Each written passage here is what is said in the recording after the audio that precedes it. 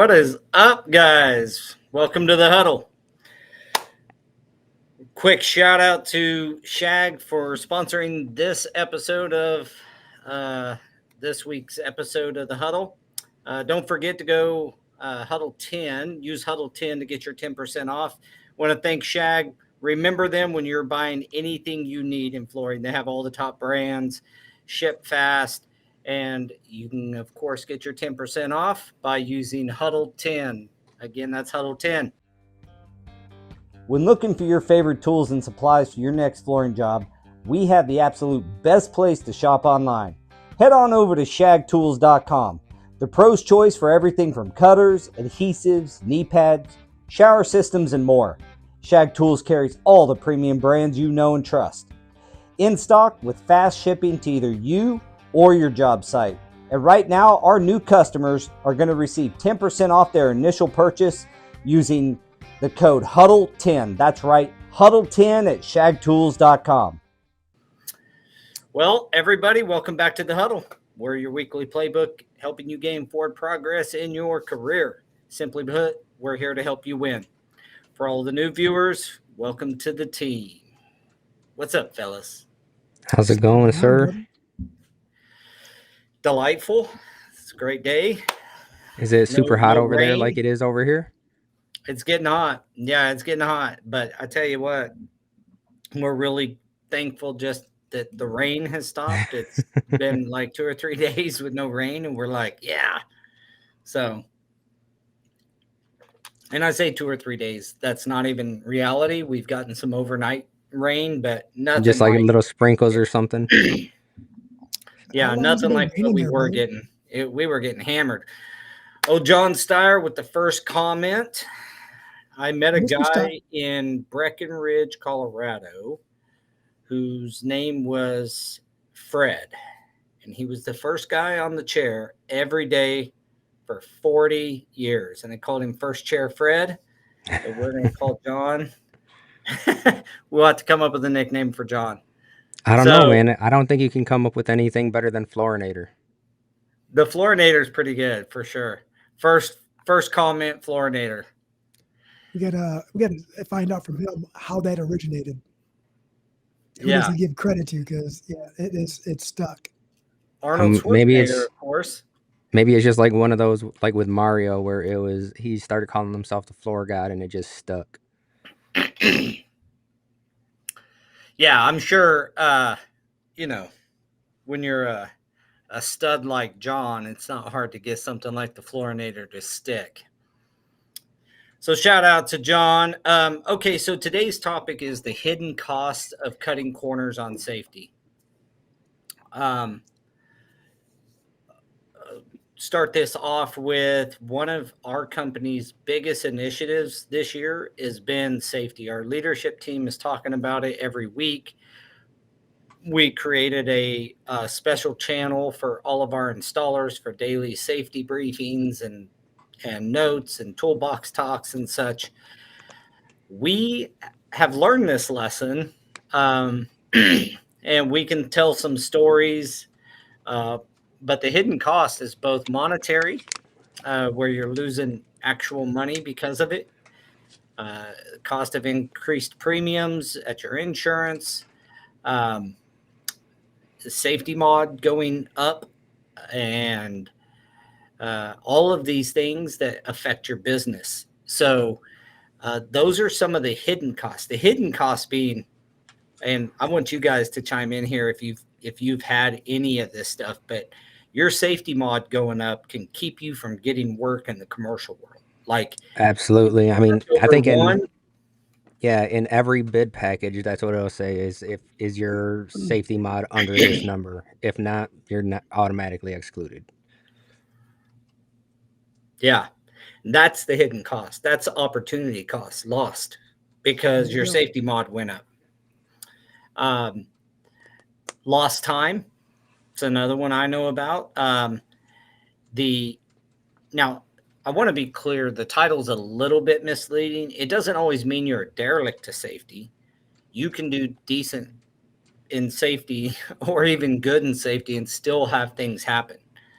But talking about the hidden cost of safety, the actual, it says cutting corners, but the actual cost of safety violations or safety problems range from not so hidden costs of a OSHA fine, which I have never had, but have you guys ever gotten fined by OSHA? No, but Fingers yeah, we've crossed, been man. lucky. Knock on I think. yeah. Knocking on everything. We've been visited. Even this last year, one of our sites was completely shut down. Luckily, the one time you thank goodness that your flooring installers kind of show up a little late.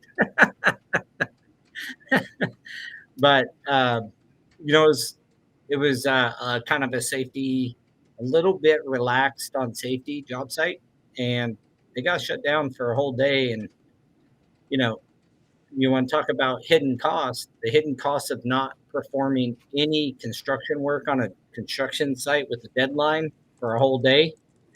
If you got 40 guys on that job and you got 8 hours a day, you do the math. That's how many hours in that you just lost. Yeah, Jeremy says there was one time, but lucky we were on break, and I don't think we were on break. I think as soon as OSHA showed up, we were like, "Hey, it's break time." Yeah, 100%. And then they just come and start talking to you anyway, so it wasn't bad or anything. It was just they were like, "Hey, this is your guys' equipment. Yep, looks good. Thanks." Here's some. Let's talk about some areas where corners are cut, and this is more in the commercial world, although it still applies in the residential world. It just, for some reason, does not get monitored. I mean, there's not policed. The fines aren't, the juice isn't worth the squeeze for OSHA on that. Going to a large, commercial job site, you can probably get 5 or 6 people fined for it, or 5 or 6 write-ups at least. You get to a residential job site, it's a little bit different. But one of the areas that we try to do better, and certainly Go Carrera helps with it, is having the MSDS sheets in your guys' possession. That is something that we still struggle with, even with Go Carrera. Like just getting my guys to put the MSDS sheets for all the product, the adhesives and cleaners. One time we did actually do pretty well. It was a really big hospital job. OSHA came. We had all of them except for denatured alcohol. They were using denatured alcohol to clean some stuff up, and we didn't have the MSDS for that. Luckily, we had them for everything else, and he let us off with just a little tongue lashing or warning kind of thing. But that was on a local hospital. But do you guys find that's a tough one to execute on every single project? Well, it's because you don't know sometimes what they're going to be bringing in. Like you can try and account for everything, but it's like that denatured alcohol. Were they going to use? Did you have a different cleaner on there, and then they just brought that in because that's what was on the van? And it is. I think that's something that we deal with too on the bigger projects. Especially when I mean, some of these you got a book of stuff that you're bringing in there. Oh, dude. Yeah, that's why I say Go Carrera does help us, because we just add them to the work order, and the guys can show it's got the job name, address, everything around the work order with the MSDS sheets attached, and that works really well, and it allows us actually, if somebody's like, "Hey, OSHA's on site," we can upload those documents right then if we forgot to initially. Do you run into a lot of where they want hard documents or they don't accept the digital documents? They want what? They prefer the hard documents instead of digital. Do you run into that at all? No, the rule doesn't say that it has to be hard documents. They have to already be downloaded. They can't search for them, and they have to be in a file or a format that has the job's name on it. So if you send them out with a book of all your products that you use and it doesn't have the job name, OSHA can, in fact, they really, at least around here, they really dislike that because you're just trying to get away with giving them all of the potential adhesives, and then they got to finger through them. The idea is you go to the binder that has the job name on it, you open it to the product, and you know what to do for somebody who got it in their eye or got it, accidentally ingested it or whatever the scenario. So accidental ingestion's a thing, dude. I know it's hard to believe, but think of this. Think of how many times you may have stuck some denatured alcohol in a Gatorade bottle because you only had one can and 3 of you were using it. That's actually a bad. Well, we've done it. So nobody ingested. Thanks. But I'm saying that's how it happens. It's not like somebody takes the quart and is like, oh, denatured alcohol. That's when you said usually that's when you're trying to split things up and you only have one container of it, which is against OSHA rules anyway, because you're not supposed to have them in unmarked containers. But when accidents happen, that's one of them. So that's a cutting corner thing that I know it's not really cutting corners. We forget, or we don't think the job site's big enough. I'd like for my company particularly to be more apt in uploading an MSDS file for every job onto the work order. But yeah, so let's talk about some of those other hidden costs. Have you guys had any safety? What's your guys' thoughts, I should say, on safety issues and how it affects your premiums? I think definitely talk to your insurance person to see what they say, because ours is in here. I mean, there's no secret that we've talked about it. We both use Federated, right? And he's in here pretty frequently, and he's like, hey, this is what you guys should do in order to do this. And they will list out the things that they have available for you as far as toolbox talks, videos. There's a bunch of resources just from your insurance person. So that way you can say, I mean, I always say it. I'm like, hey, we're doing this stuff. When am I going to start seeing this, some discounts and stuff like that? Yeah, and those, I can tell you because we've had a few work comp things. Some of them just degenerative, meaning guy was on his knees for 25 years and, his knee was hurting and he went to the doctor and they're like, hey, you got scar tissue and stuff and rips, and he's one of our best guys. And, we decided to make sure that he was taken care of. We didn't want him to, not be taken care of. But so that wasn't really an incident or an accident, but that was a pretty expensive deal that greatly impacted our mod rating. It increased our premiums. They'll always get their money, the insurance company. So somehow, some way, the best thing you could do is be safe. Follow as many practices as you can to safely perform your job every day, so you go home in the same condition as you did when you got there.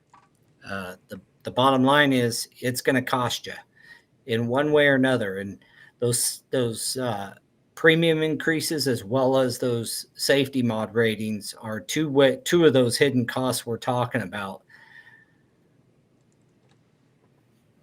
I got a question. What about the most common, like the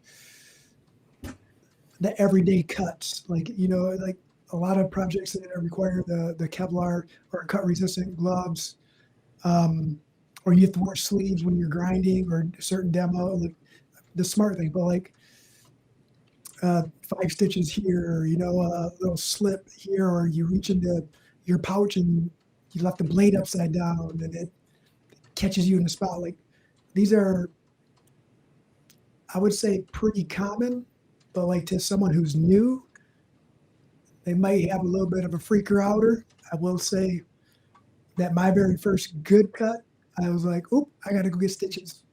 And now I can see into my body in some of the cuts. I'm like, "Oh, that's good. This is all they're going to do now." Yeah. It depends on how long you've been in it, I think, because I've seen him like cut a tendon or something in his hand and then just tuck it in and then keep on working before. But I mean, if something like that happens, then you got to do something. But a cut, I mean, we use duct tape, but we always have at least first aid kits in the vehicles, and I've been trying to tell them we got to bring this in every single job site, guys. Like, it's got to be on site at all times. Yeah, we haven't went that far, but we definitely make sure that each van has a first aid kit. You're probably right that it ought to be in the toolbox or one of the, put it somewhere where it's on site, especially on larger projects where you're not having. We have, I don't know about you guys, but like some of our hospitals, you can't park in their parking lot. They give you this Yep. parking lot that's in the You got to park across the street and walk a mile. across the street behind the Panera Bread to you got to walk to the jobs. You can go unload and then park over there, and then you got to walk back. So, it's a good 10-minute jaunt, even if you're hustling to get there and get the stuff in probably 10 minutes back, by the time you get to the 8th floor, elevators, all that stuff. So that's probably a good point. I don't know if you were asking this, Jose, but one of the things on the smaller stuff is talk to your insurance company, but you can increase your deductible to where all those things you just pay out of pocket, and it will not hit your mod rating at least, or your premium. So it would not increase your premium or your mod rating if it's in that deductible amount, because in the deductible amount, you're paying it anyway. And that covers your, your stitches, your things. So a lot of companies will have $2,000 or $1,500 deductible. Most of the companies are that my insurance company work with, he recommends $2,500 to $5,000.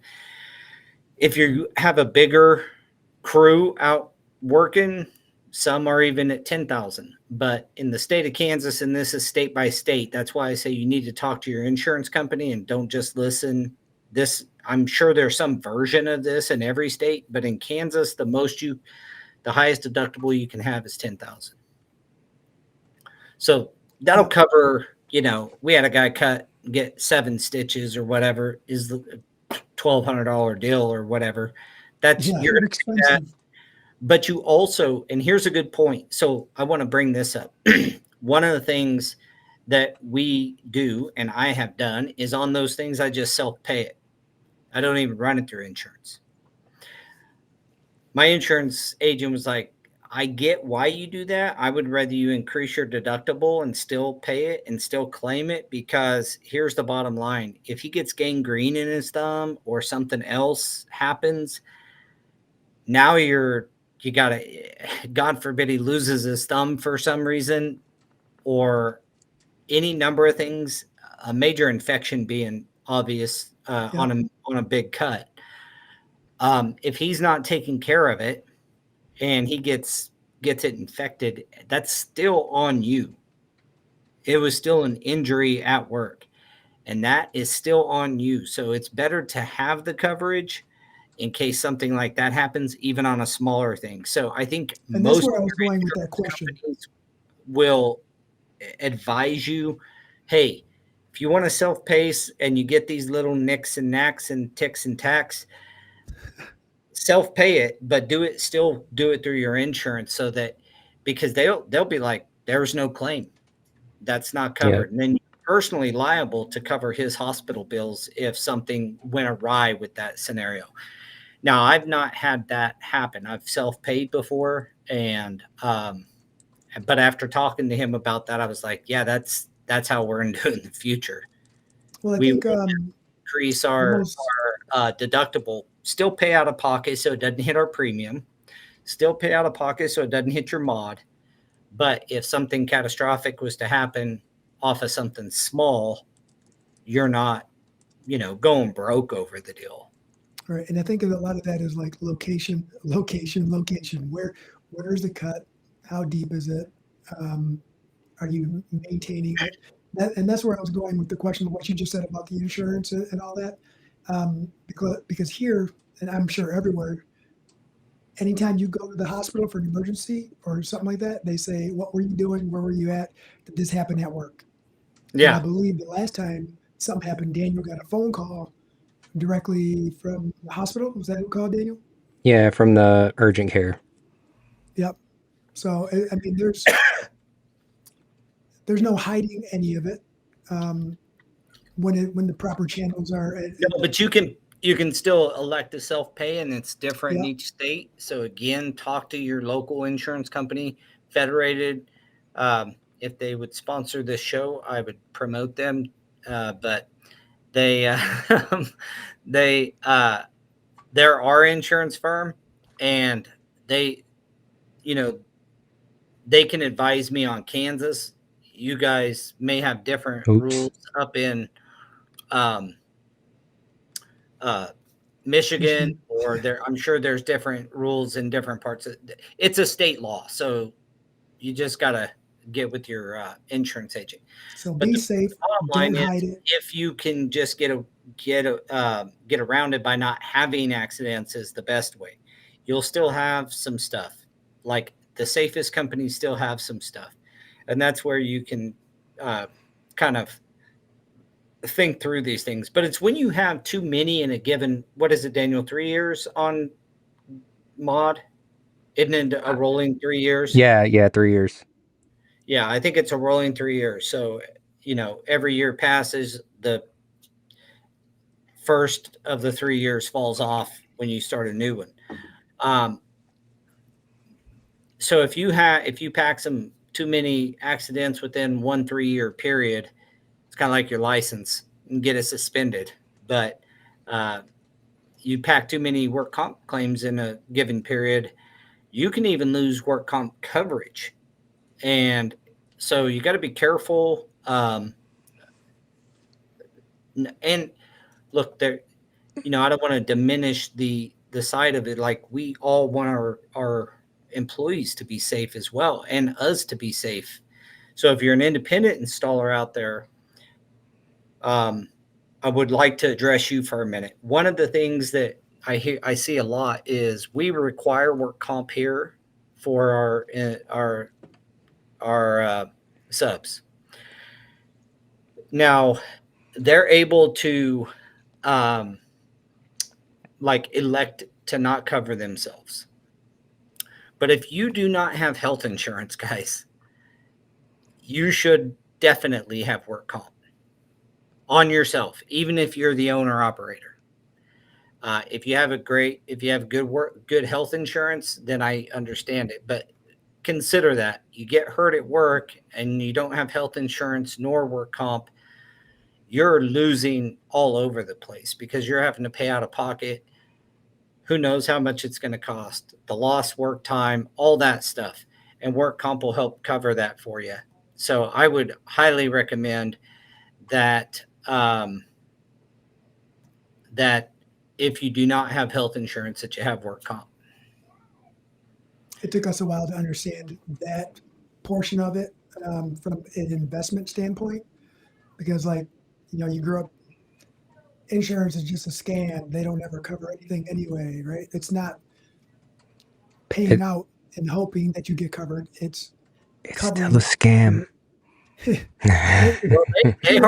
are without a doubt some of the wealthiest companies on the planet. 100%. I say it all the time. They sponsor every golf tournament. Yeah, and it's until something bad happens, you don't appreciate it. Yeah, so there's always a outside of insurance and all that stuff, you also have lost time if you injure yourself. So we had a guy last year jump over a fence and break his heel. Now, why he decided to climb the fence in the first place on the job site, that's all anybody, I'm not going to get into that, but it broke his heel and he was out of work for a while. Now, if he would have been a sub and did not have health insurance, he couldn't walk for about a week, he couldn't really put any weight on it at all. I remember I put a metal rod through my foot at my house, not on work, but I couldn't work for a few days, and then I had to really like go against every doctor's recommendation and still go out there and work because I had to feed my family. And this was early on when I was installing, and I had a sub crew, and we were just getting ready to start full service offering, materials and labor. And yeah, I had to work. So I didn't, that lost revenue from lost work, especially if you're a subcontractor and you have nothing to fall back on. That's a hidden cost that sometimes you just don't think about. And it's probably one of the more expensive ones. I tell you what, I've had some injuries that I probably shouldn't have been working. I didn't have a choice. Bills were still due. I was young. I wasn't protected. Didn't protect myself.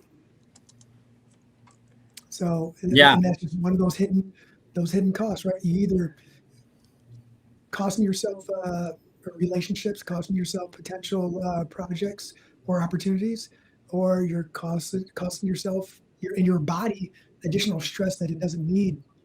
You're not allowing time to heal. Well, that's a good point. Really good ones. That's another good point is not so talking about safety in flooring, we're talking about knee pads and lifting properly, all of this stuff that, you can tear your body apart. You want to talk about a hidden cost, a cost you don't see for a decade or 2 or 3. And then all of a sudden your knee goes out, your back goes out, whatever goes out, and you're not able to work. And that was an accumulated cost over, a long career. So take care of your body. We've had entire episodes about taking care of your body and it's your most important tool. Your physical health. Your most important tool is yourself, right? Your body, and you got to take care of that. That's why, when we talked about knee pads, just look at that. And I just went to the doctor last week because my knees and my hips are bothering me so much. And he said that I have bone spurs, and that's why I'm getting so much pain. But it's probably due to how much I was overworking myself without wearing knee pads and stuff like that for, the first 5 years or so. That was dumb, dude. Why'd you do that? I didn't wear knee pads for a long time. Luckily, I don't have, the guy I worked with, he never wore them. And now granted, mid 90s knee pads are not what they are today. You can get a pair of Home Depot knee pads that are better than the ones I used to have. But he never wore knee pads, and I started copying him.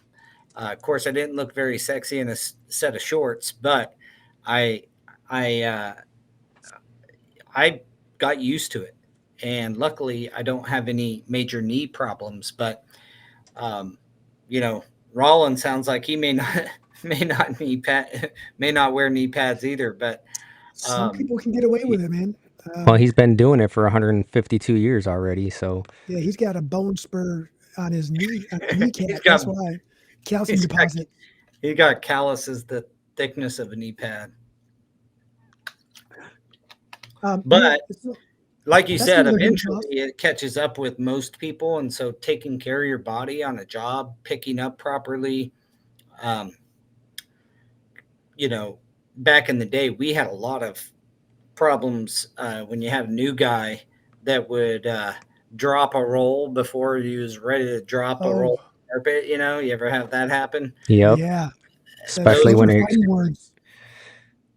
on your ear, it feels really good. Oh yeah. Well, snap your dang back into. If you're the front one, having that really just falls back to safety training. Make sure you're teaching people how to do things safely.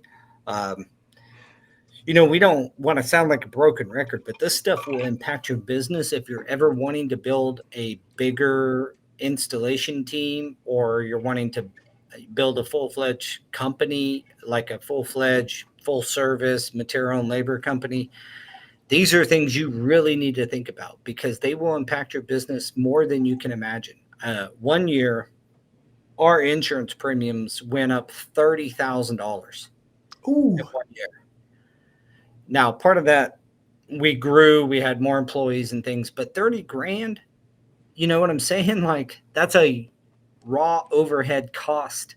And these are things that you want to do everything you can to keep down. And the best way you can keep your insurance costs down is staying safe. And Daniel was talking about it. I'll have him explore it or, expand on it a little bit more. But you can do some of these programs with your insurance company that will show that you're being more safe and help reduce your premiums as well. Yeah, I mean, you just got to talk to them to see what they offer, right? Because there's every insurance company that we've worked with so far has had their own program, and they give you sheets where you can keep track of all these toolbox talks, and you can go down the list one by one. You can pick and choose which ones you want to do. And then what I was doing, like over the winter, while the vans were warming up when we were having meetings, is I would do a toolbox talk and then correlate it with one of the videos that they had. So that way we weren't just talking about it. It was, all right, let's watch this video. And there was some really helpful stuff on there to where, we watched it about backing up a vehicle safely and how you can do that. And then baby sister was like, the crazy thing is the very next day is we were working in a little blind spot like that, and I was able to use some of those tips that they were sharing in that video that she never really thought about before. That's cool. I'll tell you that some of those tips don't work when it's snowing and it's a whiteout and you're backing out of a driveway for a residential job and you don't see the ditch because everything looks the same. This sounds like a particular scenario. It does. Yeah, that Wasn't also me. happened. It wasn't me, but That was going in forward. Well, though, not backing up. I think a good time to mention to the audience the next week we're going to have CFI on here. If you have questions in regards to anything going on at CFI, as mentioned last week, we all know Ralph Falavina has left CFI, and so a lot of people have questions about what's the future. Is there going to be a replacement? Is someone stepping into that role? All these kind of questions we've been asked.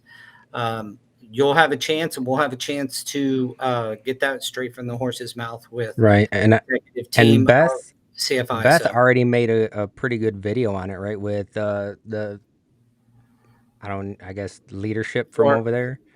Yeah.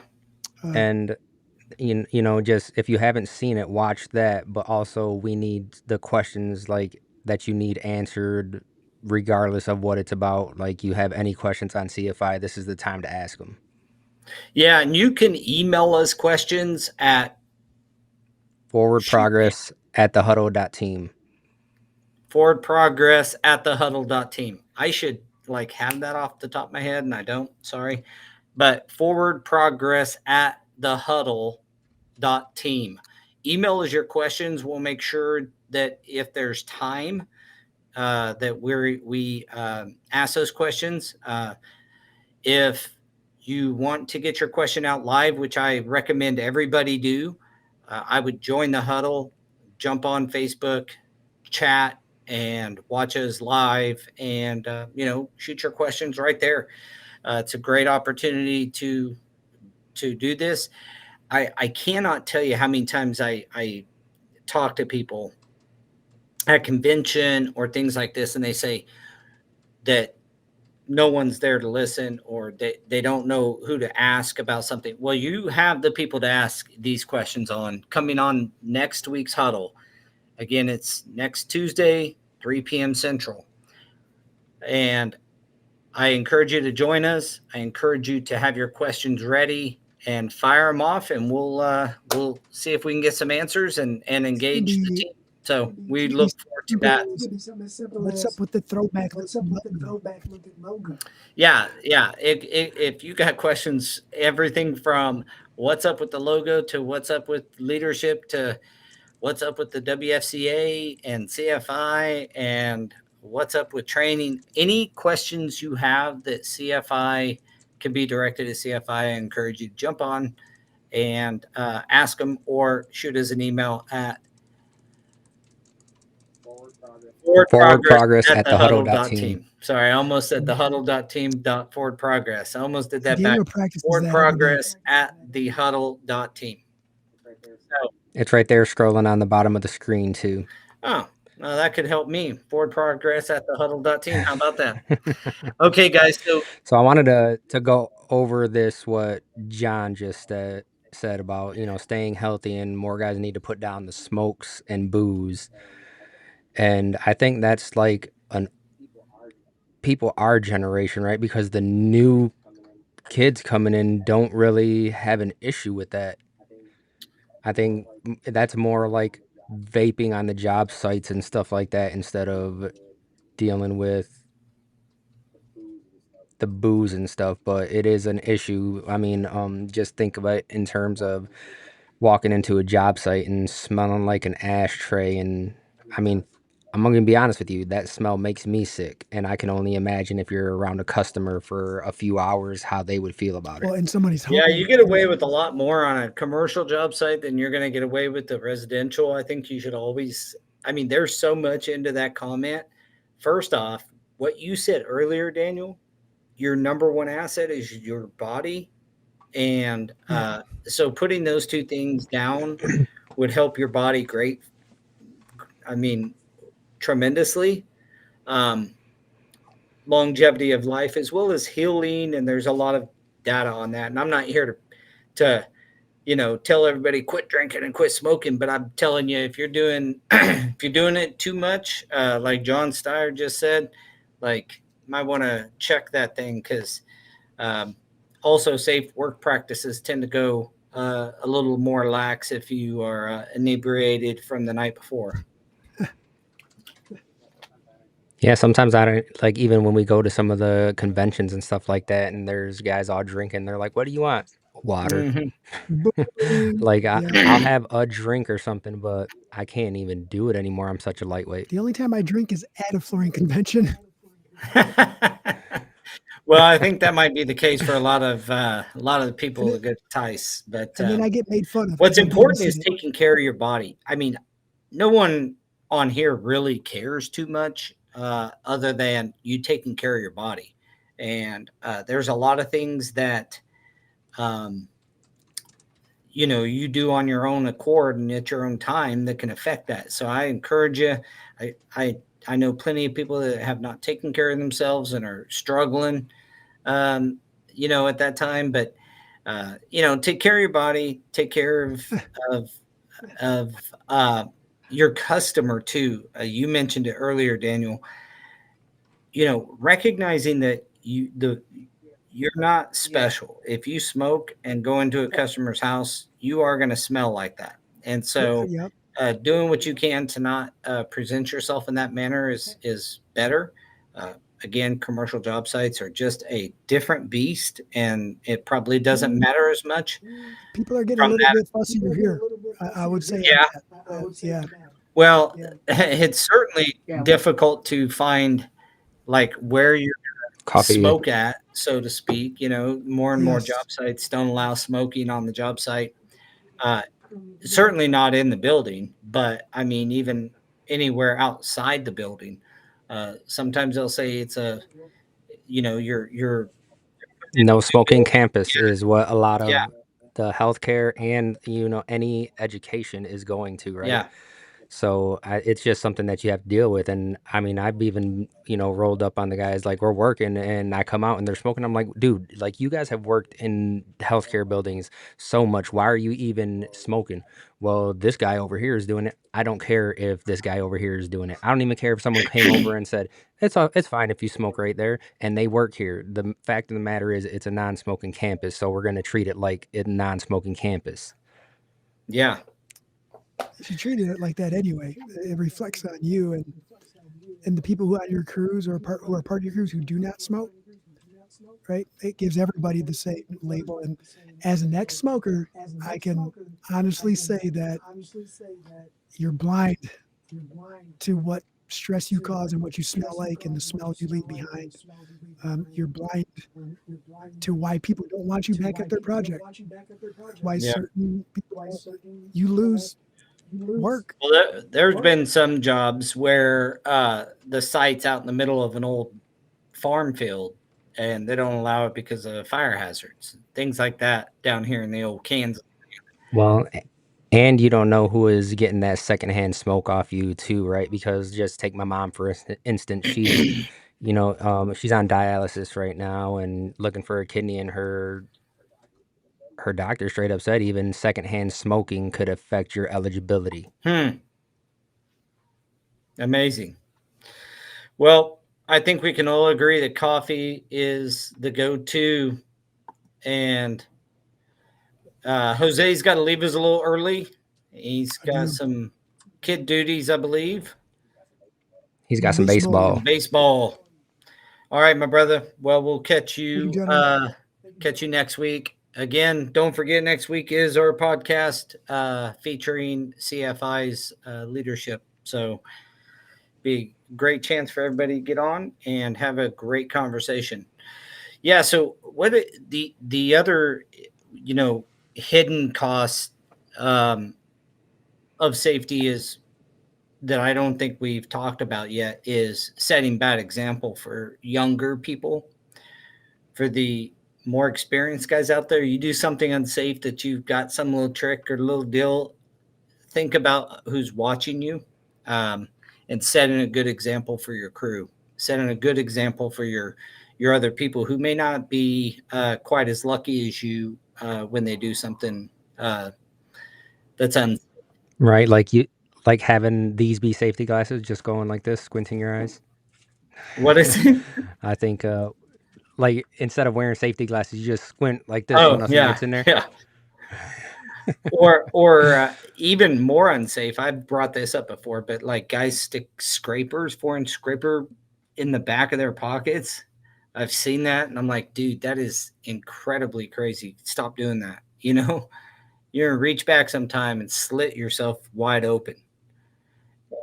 It's one of those things where when I was younger and these things were happening, and then you find that like that older guy on a job site, and I think it was when I was younger, it was typically like one of those old carpenters because they just do finished carpentry. They don't got to go super fast, and you see them setting up, and they're setting everything up, and they got their safety glasses on, and before they make a cut, they're making sure that their earmuffs are on, and they're making sure that they got their gloves on, and it's like.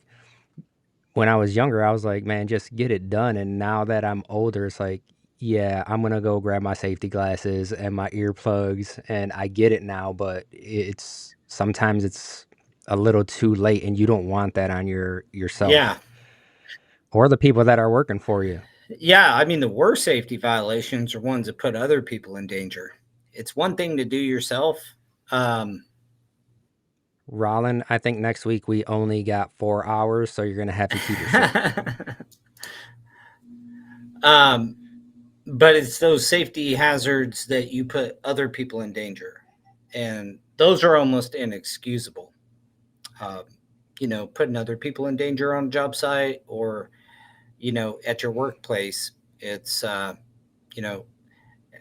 that can come all the way down to picking up your trash. That's a real easy way to keep a safer job site is keep the debris off the job site. There's a reason every contract says to do that. And I don't know about you guys, but there's some LVTs that if you step on them, you're going down. Some carpet it's tile like too. Slicker than snot. And there's carpet tile as well. There's some hardback carpet tile that I tell you what, I won't name brands because it's a good carpet tile, but I hate the backing because you step on it, dude, it's like an ice rink. Well, you go and grab it out of the box, and as soon as you pick it up, it just like fans out. Mm-hmm. Yeah, I think we are talking about the exact same. Yeah, I think so. We know. Oh yeah. Dust mitigation all day, every day. It's not even residential job sites. That's every job site, especially since the silica standard came out. They don't play about dust at all. It's you're controlling it, or else what are you doing here?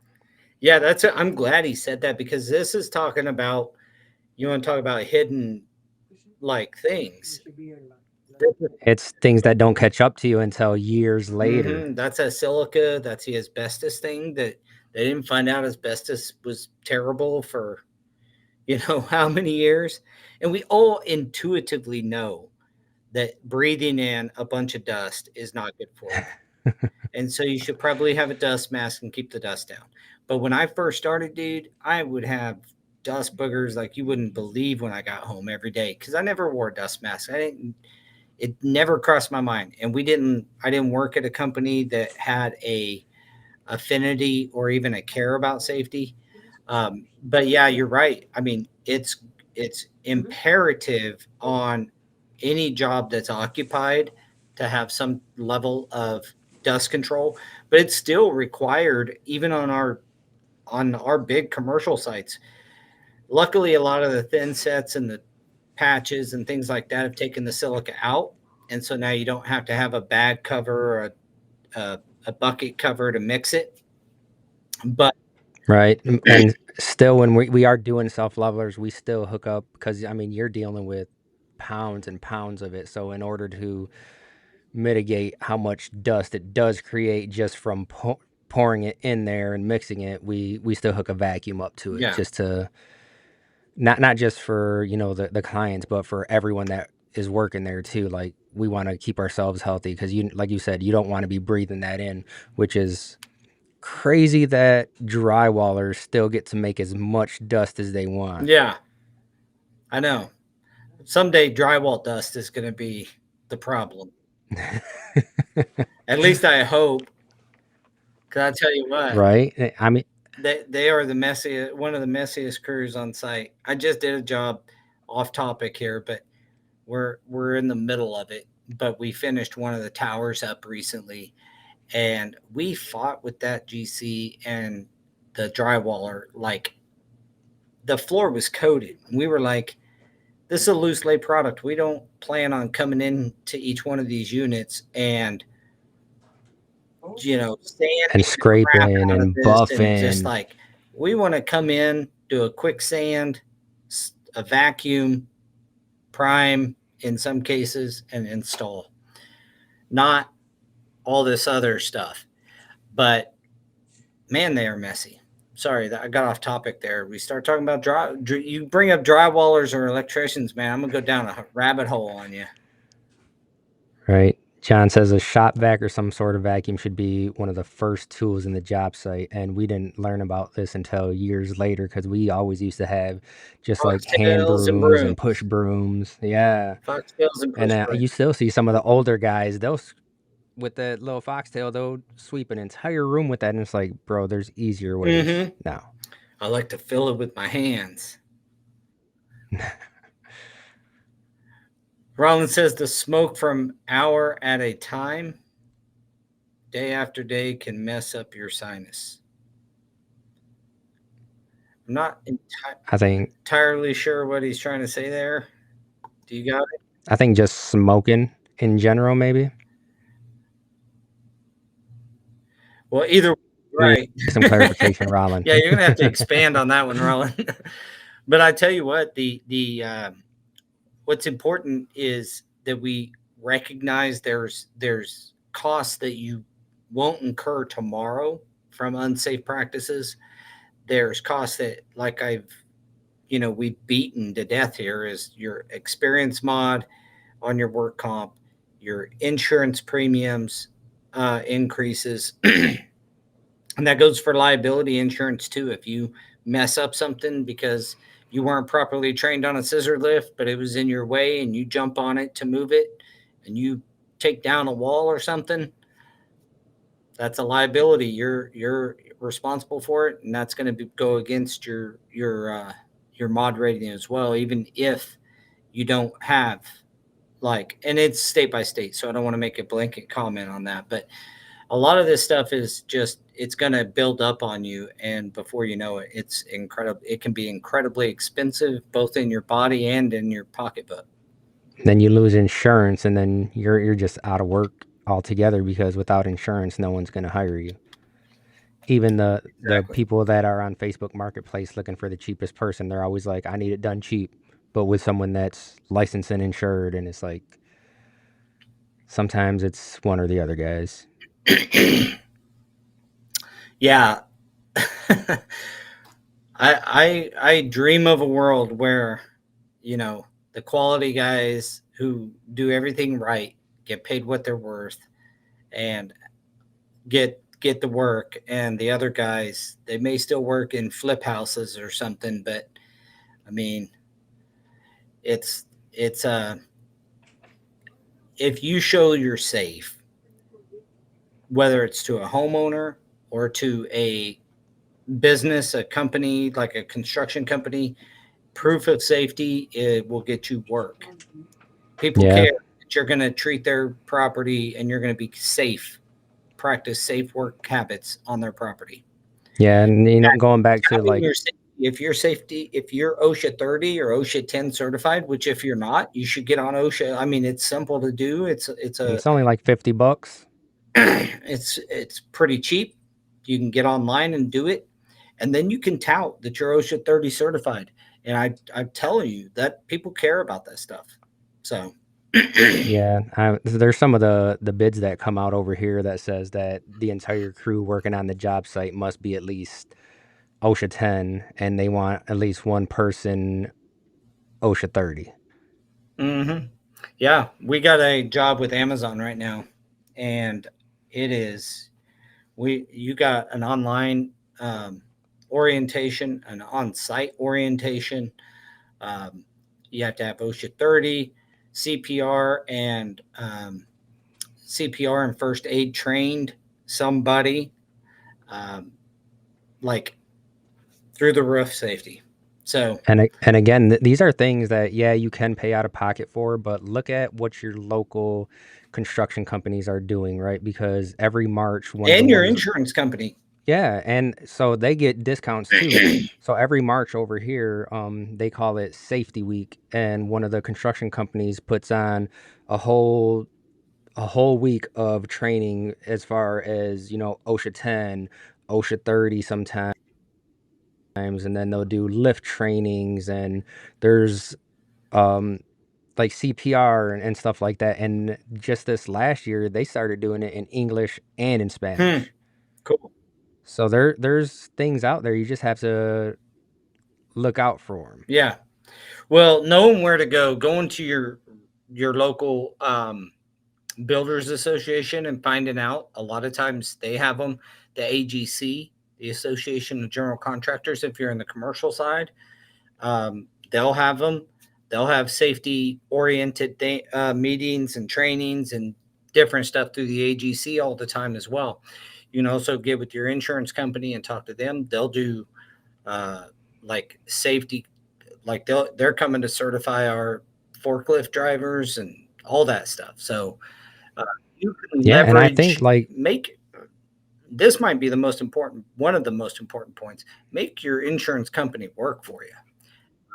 Yeah, that's what I was going to say, because they have people that will come there and they're like, you want this training? You want that training? Just give me a date. We'll be there. I said, we start at 7 a.m. He said, I'll be there at 6:50. Yeah. Ready to go. Yep. Yeah. So put your insurance company to work for you. They'll hook you up with multiple different types of training. Again, it depends on the company and the state, I'm sure, that you're in, but they're going to be certifying our forklift guys. So, Yeah. And so I wanted to go back to kind of the dust thing that we were talking about, and John saying that you have to have a vacuum on site. And this goes back to a job. I know we've talked about it in previous episodes, but we were on site and we're using, multiple grinders, and we have the vacuums going, and I brought air scrubbers that were, our personal air scrubbers. I didn't go to the GC and it's like, hey, you need to provide this. This is what I'm doing because it's my guys on site and I'm protecting them. Like, everyone else is just a bonus. I'm protecting my guys. And the safety guy walked through and he was like, dude, can I just get pictures of you guys? Because I've never walked into a site where they had this much grinding and cleaning and everything and it be this clear. Yeah. Yeah. And that's why when people ask, what what sets us apart. It's things like that. It's because I'm doing that just because I want to do it, not because I'm getting a bunch of extra money for it. It's because it's just what needs In to be fact, it's done. probably And costing you extra because it's your equipment getting yeah, used and the time to set it up on site. It's costing you extra, but you're trying to do the right thing.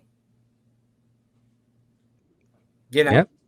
But it's like, again, it's your guys. If you're on site, it's you out there, you're protecting yourself. So do what needs to be done. People will notice, and then you will get recognized for it. And I don't think anyone's going to complain about it, Yeah. right? You're being too That's safe. something that they're always going to remember. They're going to be like, hey, remember the last time they were on this job site and it was that clean? We need them over here Yeah. again. Yeah, and like you said, the in the commercial world with the silica, once that came out, and when it came out, what is 3 or 4 or 5 years ago, it was like all hands on deck on every commercial site. It was actually like 7 or 8 years ago already. Has it been? Well, I just remember Yeah. when it happened, we got a call from a general contractor. I did, from their lead superintendent, because we had guys out mixing mud without containing mix and thin set. It's before they took the silica out, and we didn't have a bucket cover and the vacuum hooked up. Like, they were dead serious. It took me a minute to get caught up on it, which is another good reason to stay in touch with your insurance company, because they'll keep you up to date on a lot of that stuff too. All right. Well, Yeah. here we are at the end of the podcast. Want to say thank you to Jose and Daniel. Jose had to run a little bit early, but And thanks to Mr. Paul Stewart thanks, sir. for keeping everything in line. Appreciate that. Next week, again, we're going to have a nice conversation with CFI. We're looking forward to that. So join us there. Come with your questions. And want to do another shout out to Shag Tools. Remember, Huddle 10 is your discount code there. So you can get anything on Shag Tools, and you can scan this QR code and go straight on and get your 10% off. So I want to thank Shag Tools for sponsoring this episode. And again, thanks to my my friends over in Michigan at Preferred Flooring, the Huddle staples. They often run this podcast on their own, and they are excellent. Also, if you It's a team Spanish, effort. Don't let them lie to you. It is a team effort, and we all have done a really good job of having each other's back over the years here. So also, if you speak Spanish and you want to join the Spanish speaking episode, Jorge will be doing, we do one every quarter or so. And make sure to check that out. And that one is going to be on July 8th. So if you want to be on that one and talk to Jorge in Spanish, just email him at jorge@thehuddle.team too. And I'm sure he'd be glad to have you. Yeah. So join the conversation, get involved, stay involved, and we love you guys. We really appreciate everything. Give us a thumbs up if you like the content. Continue to support us. Mine will do it now. Yeah, there you go. Continue to support us with your comments and your engagement online. That really helps us out a lot. And we certainly appreciate our audience, and we appreciate you guys so much. So until next week, we're out. Thanks, guys. See you guys.